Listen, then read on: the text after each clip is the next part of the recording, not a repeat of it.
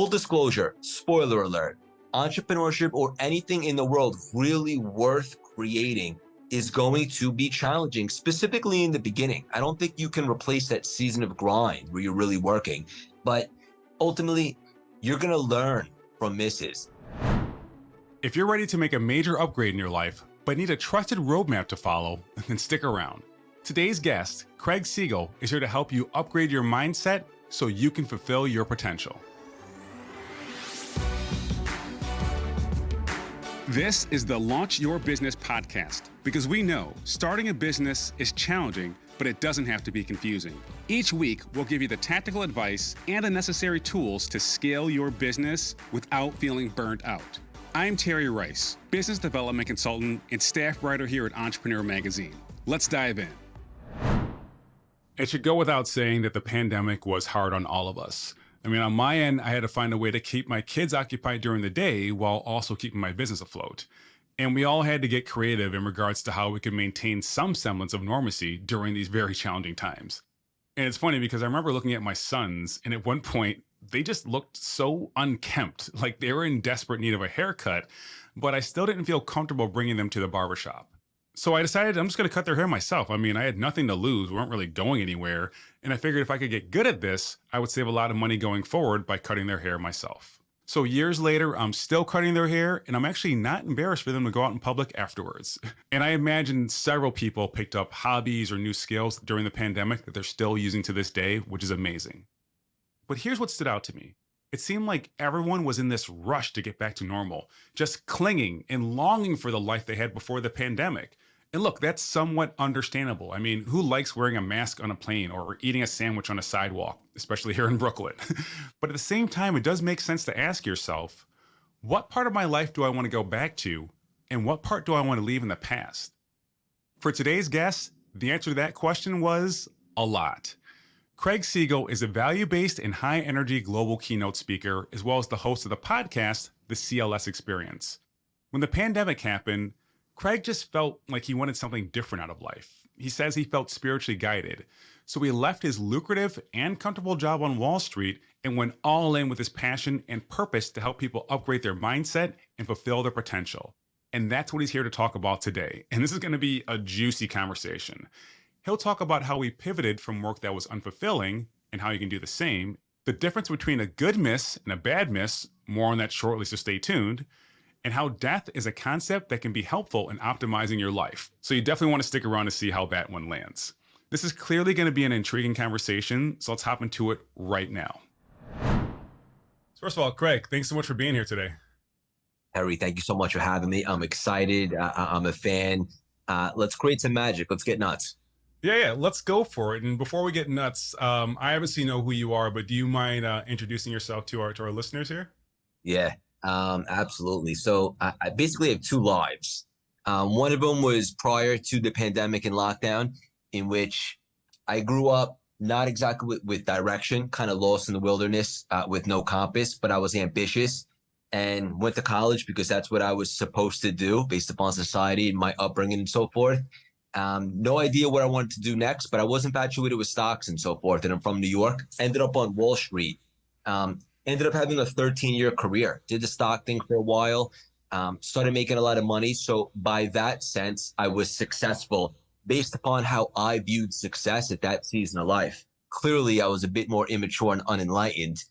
I ended up pivoting from that because it stopped becoming fun. And a couple of years back, I found myself in a pretty dark season. I had just got out of a toxic relationship. My best friend, my dad, had just gotten diagnosed with cancer. And even though I had my own business and I was making money, like I said, I wasn't exactly putting a dent in the universe. And I found myself a little bit down. And that's a big understatement.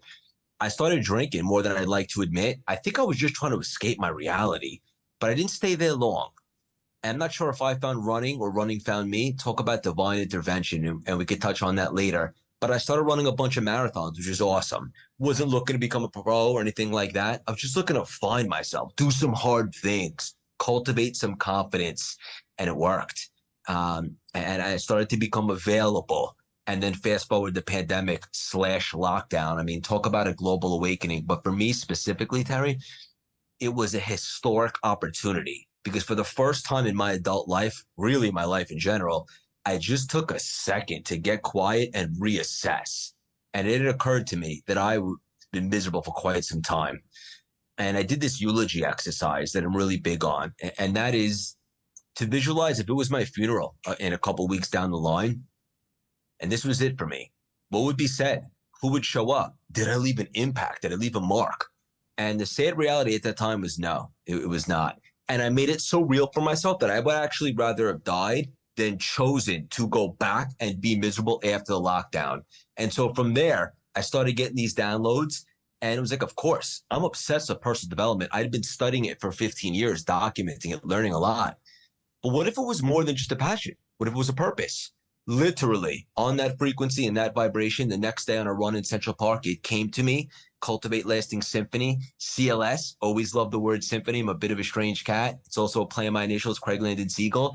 And I said, I don't want to be the next Tony Robbins. I want to be the first Craig Siegel. If I'm going to do this for the first time in my life, I'm going to show up real, raw, authentic, the real me for the first time ever.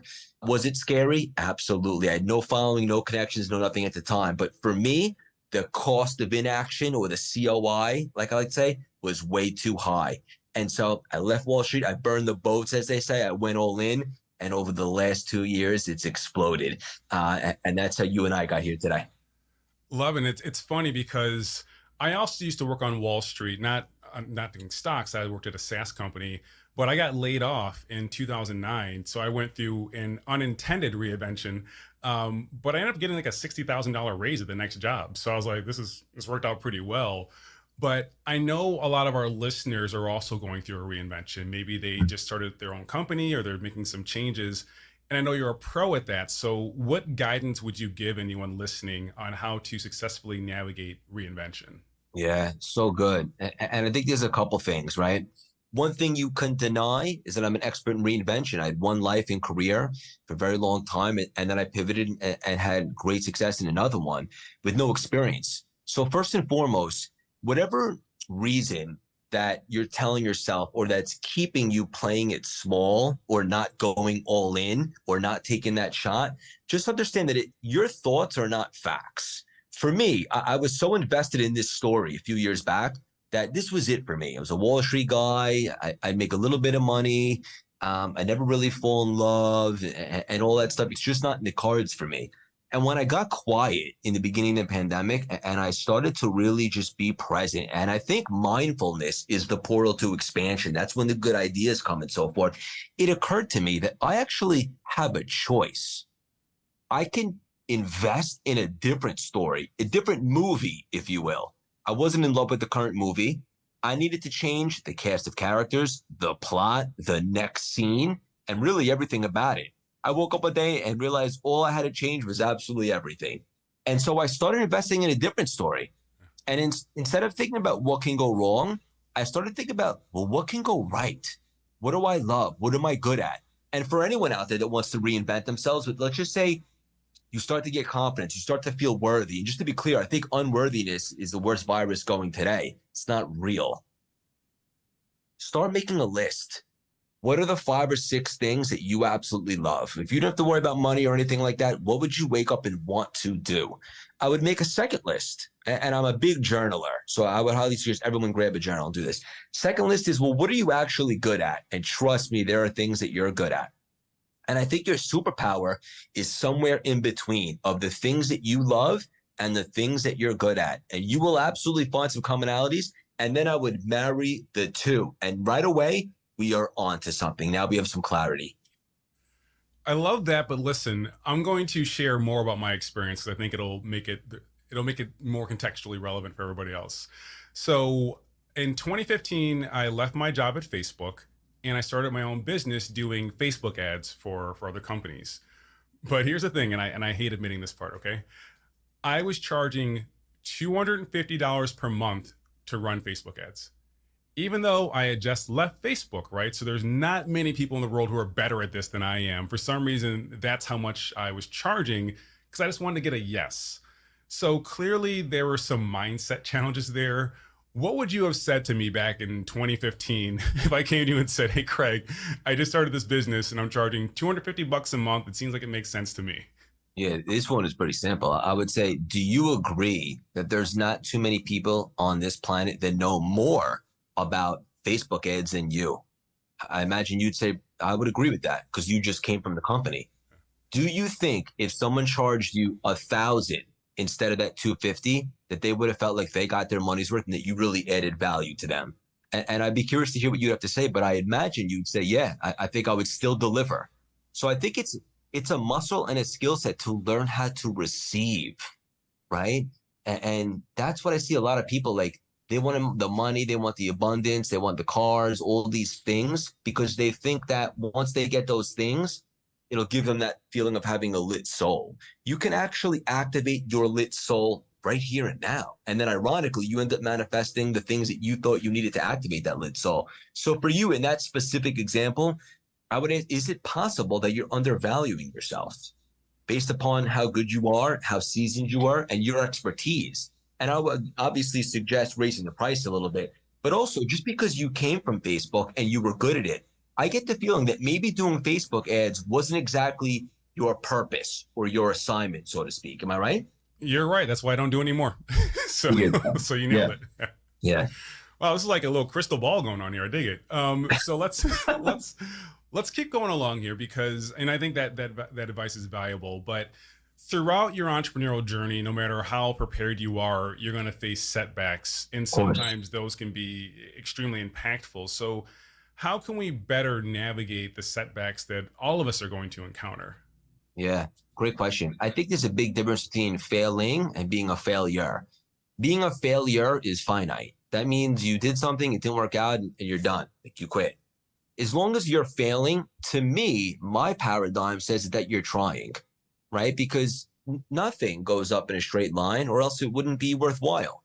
So specifically in entrepreneurship, you got to have thick skin. You got to be bold. You got to be able to take a punch. You got to be able to take things not so personally and understand that every time you have a setback or you make a, and I quote, a mistake, as long as there's a lesson learned that you can extract to make you better, more experienced, more seasoned for the next endeavor or for the next move, it's actually a win, right? Because there's nothing that can really substitute from life experience. So full disclosure, spoiler alert, entrepreneurship or anything in the world really worth creating is going to be challenging, specifically in the beginning. I don't think you can replace that season of grind where you're really working. Now, hopefully you love it, so it doesn't really feel like work, like for me, for example. But ultimately, you're going to learn from misses. And there's such thing as a good miss and a bad miss. And as long as you're having good misses and you're learning and you're figuring out what doesn't work so you could reapply it to what should work and so forth, and you surround yourself with the right people, specifically the people that are a little bit further ahead than you, not better, but further ahead, because that's how you learn mentorship, coaches and stuff like that. It's all a part of the process. Let's go deeper because you mentioned a book. Can you share some information about the book with us too, please? Yeah, so we signed a record first-time author book deal with Wiley Publishing. It's called The Reinvention Formula. It comes out August 15th. It's available for pre-orders right now, which I'm really excited about.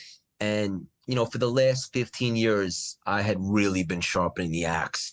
I was studying NLP, Kabbalah, emotional intelligence, the law of attraction, historic figures, and I've been journaling and documenting it for years. I was just a gladiator in the wrong arena.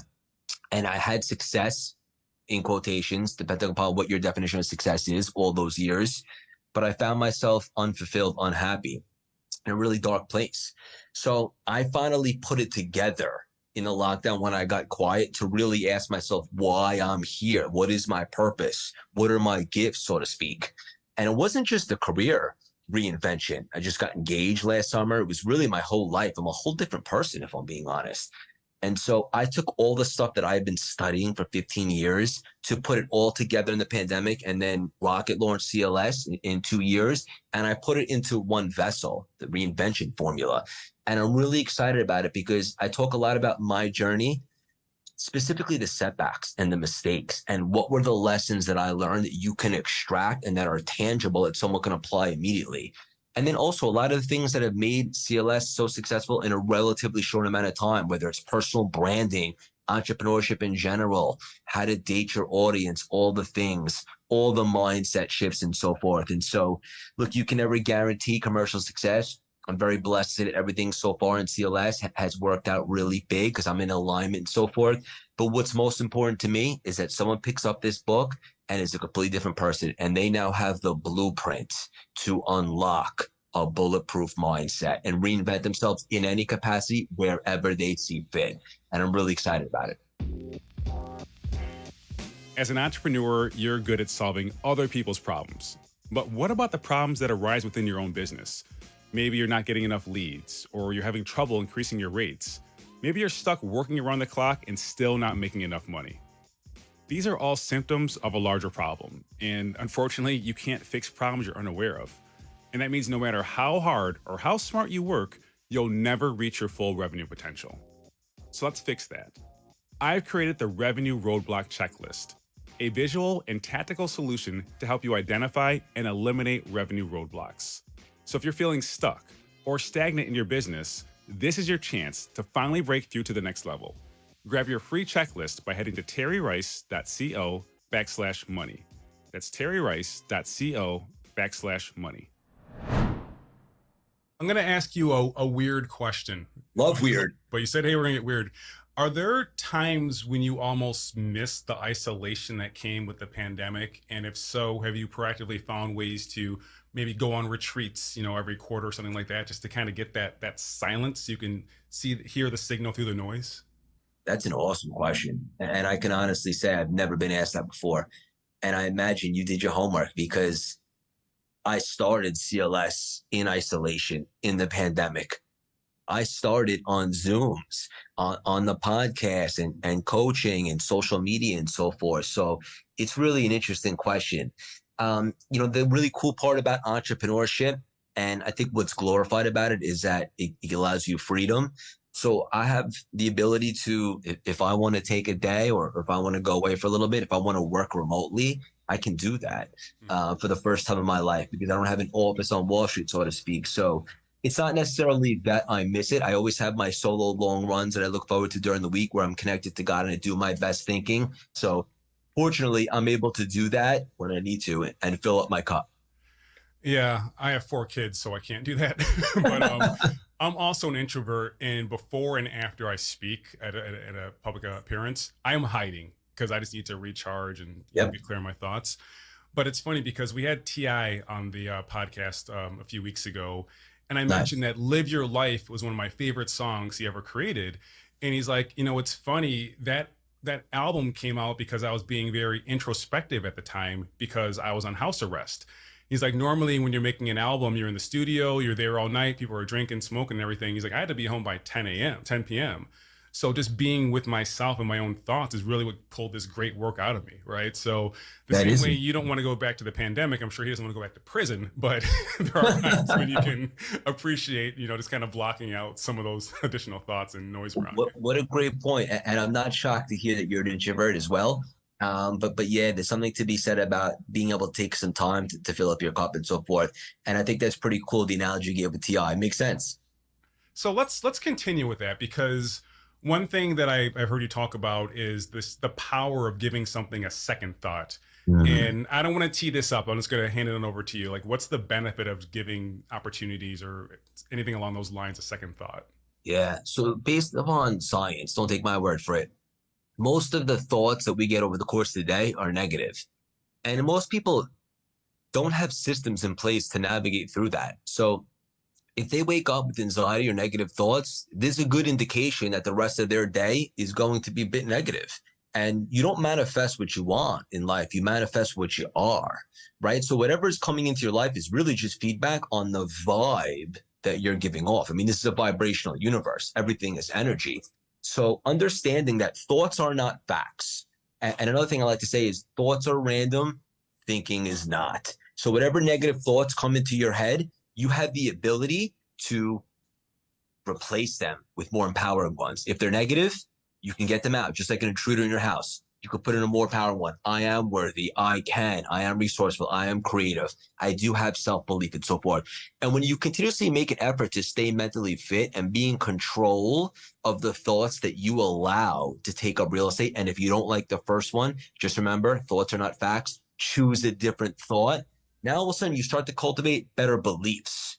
And better beliefs ultimately dictate your behaviors and what you actually get done and how you perform. So that ultimately leads to your results. So the bottom line is understanding that you have a choice on which thoughts you want to allow to marinate. That's why everyone always says thoughts become things. It's true. So make sure that if you don't like the first thought, which is probably more often than you realize, just being aware that you can choose a different thought will change the entire physiology and landscape of your mindset. I like that approach. Thoughts are not facts. So it's like, if you hear a no, it's like, oh, it's a no, not now, but you can shift this one way or another, or maybe that no is giving you more opportunities to take on another project or role you want to take on. So it's not like you don't have to become that feeling, right? You can choose it and just I love that you said that. And just to piggyback on that for a second, if you believe that if you get rejected or someone says no or something like that, that you're actually being protected, propelled, and promoting to something greater, then when that no comes, like you just said, no, not right now, or I'm being promoted to something better. Now, all of a sudden, your mindset shifts because you really believe that. So you stay available for the next opportunity as opposed to sulking and being down. And just like we said, you manifest what you are. So if you realize that it's just a no right now, or you're being protected something greater, now you stay available and you become a vibrational match for that next thing. So let's get weirder, okay? So, love getting weirder. One thing that I've heard you say as well is death is the ultimate hack. So how can one use this hack without actually dying? Yeah. Wow. This is deep. So, the word scarcity often gets misconstrued as the opposite of abundance. And in some scenarios, that might be true. But I think scarcity with a different paradigm shift can be your best asset. Right? Just the simple fact that at some point after this human experience, at some point we can all agree that the human experience will come to an end, and you don't want to wait until it's over and to regret it. So it's just like, think about this. If you were an athlete and you won every single game you ever played and the outcomes were predetermined, wouldn't that take away the fun? The very concept of losing is what gives meaning to winning, because there's a chance you can lose. So you want to win and it becomes more special. So the very concept of death, think of it as a life hack on your shoulder, understanding that you don't know when that last moment might be. I need to make every single second count, have a sense of urgency. I see far too many people living like we're going to live twice. I was one of those cats a few years before the pandemic. I felt stuck. And I want to be very clear. I wasn't actually stuck. I just felt stuck. And then I realized I had a choice. And part of the core message that we teach in CLS and the book and so forth is to help everybody create a sense of urgency, get inside the arena, make things happen, and just understanding that it might all be over at some moment. We just don't know when. That should give so much more mindfulness and presence to this very second. And as I like to say to myself every morning, stack magical moments, right? Not a whole magical day. That's great too. But how can I make this conversation between me and you right now the best it could possibly be? And that's not worrying about what's going to happen 20 minutes from now, and especially not worrying about my brand new puppy that's sitting under my desk right now. I'm just focused on you, literally this very moment. And I know when I do that, that's when the magic happens, because like I said, mindfulness is the portal to expansion. Craig, thank you so much for all the guidance you provided. This is amazing. I'm taking notes here, but I'm definitely going to listen to this again. But can you just remind us, how do you help people and where can we learn more about you? Yeah, great question. So we're pretty accessible. You can find us anywhere on social media at Craig Siegel _CLS. Anywhere you listen to podcasts, the record breaking, the CLS Experience, unbelievable guests, one of the top self-improvement podcasts on the planet. If you like daily inspiration, totally free, you could join our texting community. Just text 917-634-3796. Text the word Terry, so I know it came from this conversation. And then obviously anywhere you buy books, the Reinvention Formula. If you want to check out some of our services and our programs and how you can get involved in our community and so forth, go to the website, cultivatelastingsymphony.com. We have a monthly membership with awesome humans, like-minded, interacting, strategies, branding, entrepreneurship, all that stuff. Most importantly, come say hello. One thing I really take pride in is projecting a really personal and human experience. So as we continue to grow and scale, obviously I can't respond to everybody's message like I once could in the very beginning, but I do my best to get there. So come say hello. I love to interact and I love to meet great people. Awesome. So last question, I'll let you go. Love asking this one. What is one lesson about entrepreneurship that you wish you learned sooner? It's a phenomenal question. And the truth of the matter is I wouldn't have done anything differently because I did so many things right compared to the rest of my life. Because when I really reinvented myself, I just changed like my whole demeanor. First of all, I became much more humble. I realized that I got to put my ego aside. I don't know what I don't know. And I started surrounding myself with people that were a little bit further ahead. I think mentorship and coaches are huge. You should absolutely invest in yourself and get in the rooms. You know, I was able to do that pretty early on, and it really accelerated my growth. You can get strategies. You start thinking and playing a little bit bigger. So for anyone that's looking to step into this, my biggest suggestion is to surround yourself with the right people. I've been very intentional and very selective with everything we've done, everybody we've collaborated with. And so far, over a little over 2 years, I say very humbly, it's exploded. And a lot of things have worked. So I really wouldn't have changed the thing. And one other thing I'll say is this, for anyone out there that's building a brand, because I know that's very important these days, is to associate yourself as a personal brand, really focus on building a community. Because you could have the best product or service in the world, but if there's no one there to receive it, it's good for nothing. So surround yourself with people that can help you and grow a community. And never stop learning. I stay mentally fit every single day. Now it's part of my career, but I always sharpen the axe. I'm always learning, reading, listening to podcasts, whatever the case may be, so that I can become a little bit better and more seasoned. Awesome. Thanks, Craig. Appreciate it. Thank you. And that's our show for today. You can learn more about Craig by visiting cultivatelastingsymphony.com. And don't forget to check out his podcast, The CLS Experience. And by the way, he has a new book coming out, The Reinvention Formula. So you should definitely keep an eye out for that as well. Thanks for listening, and I'll catch up with you next time. Apply what you've learned on today's show. You'll find the show notes and more resources at terryrice.co/podcast. Again, that's terryrice.co/podcast. And the best way to support this podcast is by subscribing, telling a friend, and leaving a review. Also, you can get more tips by following me on Instagram at @itsterryrice or follow me on LinkedIn. This episode was produced by Josh Wilcox of Brooklyn Podcasting Studio and edited by Dan Lardy. Special thanks to my wife, Dominique, for keeping our kids relatively quiet as I recorded. Thanks again for listening. I'll see you next time.